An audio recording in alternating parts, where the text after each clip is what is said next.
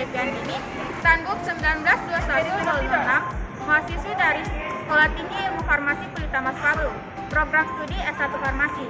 Di sini saya akan menjawab tugas mata kuliah analisis farmasi yang diberikan oleh apoteker Makfira, Sarjana Farmasi MSI.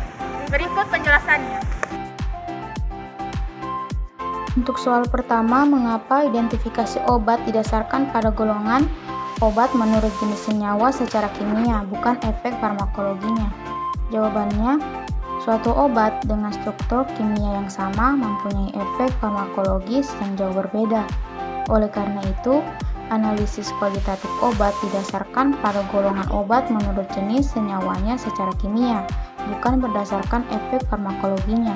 Berbeda dengan analisis kuantitatif yang mempelajari bagaimana menentukan kadar obat dengan efek farmakologis yang sama, maka beberapa literatur mengelompokkan analisis kuantitatif kadar berdasarkan efek farmakologis tersebut.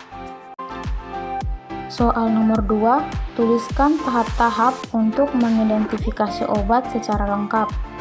Jawabannya, identifikasi obat secara sederhana didasarkan pada sifat-sifat bahan, baik sifat fisik maupun sifat kimianya.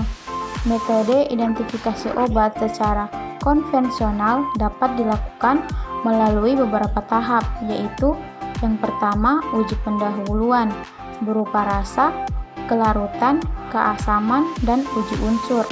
Lalu yang kedua, uji penentuan gugus fungsional atau uji golongan berupa pemeriksaan golongan senyawa karbohidrat, golongan senyawa asam organik, golongan senyawa fenol, golongan senyawa alkaloid, golongan senyawa sulfonamid, dan golongan senyawa barbiturate. Lalu yang ketiga, uji penentuan jenis zat atau uji penegasan dan pengamatan bentuk kristal.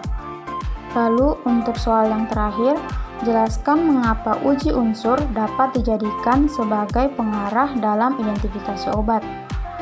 Jawabannya, agar dapat memudahkan dan mengarahkan uji identifikasi obat, maka dilakukan 3 langkah secara bertahap.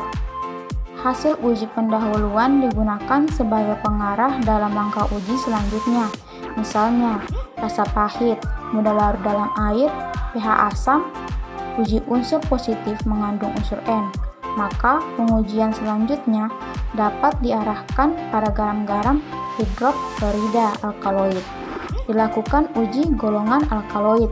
Kemudian dilakukan uji penegasan dengan melihat identifikasi masing-masing senyawa pada monografiknya dalam Farmakope Indonesia.